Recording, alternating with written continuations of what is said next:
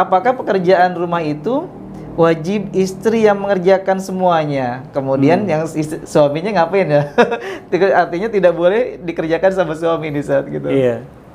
Kayak cuci piring, cuci baju, suami nggak boleh kayak gitu.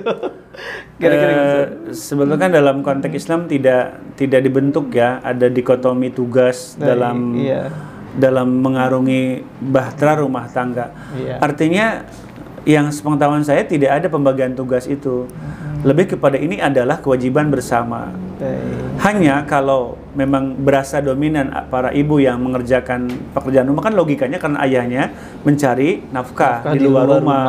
Makanya pekerjaan rumah dihandle oleh para istri. Nah, ketika sang suami, sang ayah ada di rumah, nah konteksnya lain lagi, bareng-bareng.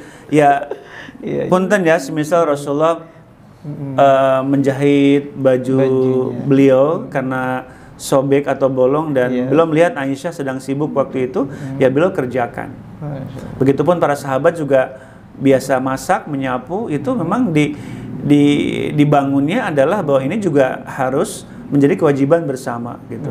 Nah, nanti kalau ada pemisahan tugas, ini oleh ini oleh hak kewajiban istri, ini akan berbahaya. Nanti dalam kondisi tertentu kan juga ibu nggak selamanya bisa mengerjakan itu semua karena sakit atau berhalangan gitu. Jadi hemat saya adalah dikomunikasikan saja, biar tidak ada yang mendominasi, tidak ada yang merasa ini kewajiban, sama-sama dikerjakan gitu. Karena tidak ada dalil. Komunikasi saja. Komunikasi biar tidak salah paham gitu. Ya, artinya tidak seperti di sebuah perusahaan ada bos, ada bawahan di rumah tangga gitu kan, Ustaz ya. Memang panjang pembahasan tentang kesetaraan. Kan di Islam tuh bukan nomor 2 istri itu, lebih kepada partner. Mitra gitu. Imro'ah ya istilahnya. Bahasanya malah zauj ya. Zaujaha. Bukan zaujatah tapi zaujah. Wa khalaqa minha zaujaha. Jadi artinya satu derajat, satu level antara istri dan suami. Tapi karena Allah membuat satu frame aturan bahwa suami adalah qawwam, maka kesetaranya bukan diartikan bahwa tidak ada komando, tetap ada komando di pihak suami sebagai qawwam, tapi dalam pelaksanaannya partner aja gitu, mitra gitu, Iya. Baik Ustadz, berikut ada pertanyaan lagi dari ayah bunda yang berkaitan dengan Al-Quran dan masjid nih. Pertanyaannya, bagaimanakah cara mendidik anak agar cinta Al-Quran dan juga cinta ke masjid nih Ustadz? Ya, tafadhol Ustadz. Iya, ini dua hal yang memang sering kali kita jadikan PR bagi orang tua. Bagaimana kelak anak kita menjadi orang yang mencintai Al-Quran dan juga mencintai masjid. Lagi-lagi Ustadz, ayah bunda semua, ini mencontohkan orang tuanya dulu, ayah bundanya dulu. Cinta nggak dengan Al-Quran, cinta nggak dengan masjid. Kalau sudah memiliki spirit itu di diri dan keluarga, pikiran keluarganya, itu gampang untuk diterapkan kepada anak-anak. Makanya kalau ayah bunda kita semuanya ingin menjadi orang yang punya anak mencintai Al-Quran, kitanya dulu harus mencintai Al-Quran. Zoknya tuh ditemukan dulu, rasa cinta kepada Al-Quran ditemukan dulu, baru kita bisa memberikan spirit kepada anak kita. Begitupun masjid. Nah, kalau ayah bunda atau para ayah kepengen anak-anak laki-laki juga mencintai masjid, ya wayahna nih para ayah juga harus mau ke masjid. Terlebih sholat subuh. Nanti di samping menyampaikan, memahamkan, ada edukasi yang lebih tepat adalah mencontoh gitu. Kemudian mengajak, ya insya Allah gitu. Dan ayah bunda juga harus memiliki kebijakan dalam menentukan pilihan ananda. Jangan kemudian kita ingin anak kita cinta Al-Quran tapi nggak ditempatkan di lingkungan yang mencintai Al-Quran, ya tidak akan tepat begitu. Maka masukkan ke sekolah yang memang di situ ada suasana Qurani ya, seperti di SMP itu alami, seperti di SDIT, SMP, SMP itu alami, yang memang kita sehari-hari sudah berinteraksi dengan Al-Quran. Seperti itu. Begitupun ke masjid, kalau misalkan ayahnya sibuk, ya ada stimulan dari guru ada evaluasi dari guru, ini juga bisa memicu anak untuk mau ke masjid. Betul. Dan pastikan para DKM juga untuk selalu memberikan fasilitas atau akses ke anak-anak untuk bisa ke masjid. Jangan karena ribut, jangan karena mengotori kemudian anak diusir, nggak boleh ke masjid, lagi, itu berbahaya ya. Saya seringkali berpikir bahwa kalau anak kita sudah tidak cinta ke masjid hari ini karena takut sama DKM, bagaimana ke depan dia? Kalau ada traumatik nggak mau ke masjid, bahaya. Kita ikut berdosa sebagai pengurus masjid yang tadi sudah mohon maaf ya mengusirnya. Ya udah, arahkan saja. Nah, boleh ke masjid ya, tapi misalkan yuk belajar tertib, belajar rapi gitu. Jadi insya Allah anak juga akan paham kok dengan sendirinya gitu. Insya Allah. Dipahamkan saja, jangan dimarahi, apalagi diusir gitu. Insya Allah nanti anak akan terbiasa ke masjid gitu. Iya, Masya Allah. Itu ayah bunda ya. Demikian tadi artinya kita sebagai orang tua memberikan contoh yang terbaik ketika kita ingin anak itu dekat dengan Al-Quran dan juga cinta dengan masjid. Karena bagaimanapun anak itu ketika kita tahu di ilmu parenting Ustaz ya, anak itu kan duplikat yang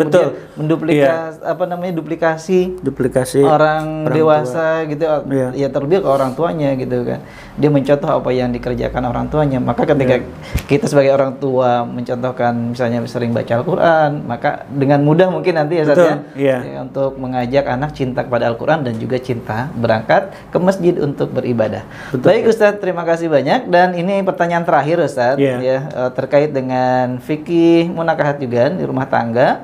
Bagaimana Ustaz membangun keharmonisan keluarga? Artinya di sini orang tua dan anak Ustaz, di mana semua anggota keluarga sibuk dengan kegiatannya masing-masing. Orang tua di kantor, anak di sekolah, ada juga yang di pondok gitu Ustaz. Iya, gimana Ustaz? Nah, Ustaz. Ini memang kembali kepada misi kita membangun rumah tangga. Baik. Kita membangun sebuah lembaga yang mulia yang bernama keluarga lewat pernikahan itu kan juga punya misi. Betul. Bahkan punya visi ya yang akan kita wujudkan. Nah, kalau kita tidak memiliki itu dan kita hanya mengalir saja, maka terjadilah nanti kesibukan-kesibukan yang terjadi dianggap suatu hal yang biasa. Padahal itu adalah bola salju yang menggelinding makin besar kalau kita biarkan menjadi satu ancaman. Jadi dalam bom waktu Ustaz ya? Bom waktu tentang yang namanya keharmonisan, disharmoni nantinya. Maka betul sejak dini, meskipun anak ada di pondok, anak sibuk sekolah, tetap ada waktu-waktu harus berkomunikasi, harus bertemu, menyampaikan masalah, mendengarkan masalah gitu. Jadi sesibuk apapun, saya yakin masih punya waktu kok untuk bisa bertemu, berkumpul dengan anak-anak, mendengarkan curahan hati mereka. Anak juga mendengarkan keinginan kita para orang tua. Insya Allah ini akan mengurai dan mudah-mudahan juga bisa menjaga keharmonisan itu. Ini yang kadang tidak ada kemauan dalam diri kita, suka pasrah dengan keadaan gitu. Kebelah masing-masing dengan dunianya, padahal tadi saya katakan ini gelindingan bola salju yang kemudian menjadi besar dan tadi bom waktu. Jangan dibiarkanlah gitu ya. Bertawakal kepada Allah, semua orang tua kembali kepada Allah, anak juga kembali kepada Allah. Ada orang tua yang harus dia hormati, ada anak yang harus dia sayangi, masih dibangun komunikasi. Insya Allah ini harmonisasi akan terjaga. Dan Rasul juga orang sibuk berdakwah luar biasa. Kita mah gak ada apa-apanya.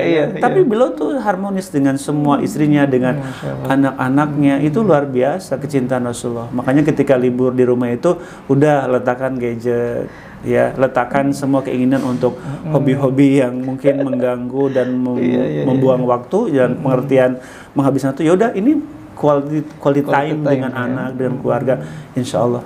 Ya, artinya pekerjaan-pekerjaan yang di kantor mungkin yang menumpuk ketika di rumah itu dilupakan dulu ya, fokus kepada anak dan istri. Pekerjaan nggak akan beres-beres atau baik, tetap harus mengalokasikan waktu untuk anak-anak. Sesibuk apapun Ustaz ya, jadi kita tetap harus ada waktu gitu. Betul. Meluangkan, kalau bisa bukan hanya menunggu waktu luang Ustaz ya, tapi kita meluangkan gitu ya. Memang ada niat mengagendakan aja. Jangan menunggu oh nanti pas cuti gitu, tanggal merah gitu. Ya jangan kalau kata mau cuti, kalau enggak. Nah gitu. Baik Ustaz, Masya Allah ayah bunda, demikian ini sudah di pertanyaan-pertanyaan puncaknya ini ya, sudah di akhir.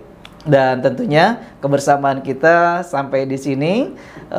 Terima kasih banyak atas semua atensi Ayah Bunda yang telah Ayah Bunda mengirimkan pertanyaan-pertanyaan, dan kemarin juga kami sudah bahas dengan pemateri kita atau ya dengan Ustadz kita, yaitu Ustadz T. Munandar Hilmi. Tentunya masih banyak kekurangan dan khilaf dari kami, wabil khusus saya sebagai host Wahyudi Abdullah. Mohon maaf sekali lagi ya, kami mohon undur diri ya, dan juga Ustadz T. Munandar Hilmi, jazakumullah khair atas waktu dan kesempatannya sama-sama ya, untuk berbagi sharing ilmu di sini terkait fikih ibadah. Mungkin itu saja Ustadz. Terima kasih banyak sekali lagi. Sama-sama. Kita akhiri. Ayah Bunda, terima kasih. Tetap menyaksikan terus di podcast Ramadan Alami Channel. Saya akhiri. Assalamualaikum warahmatullahi wabarakatuh. Waalaikumsalam warahmatullahi wabarakatuh.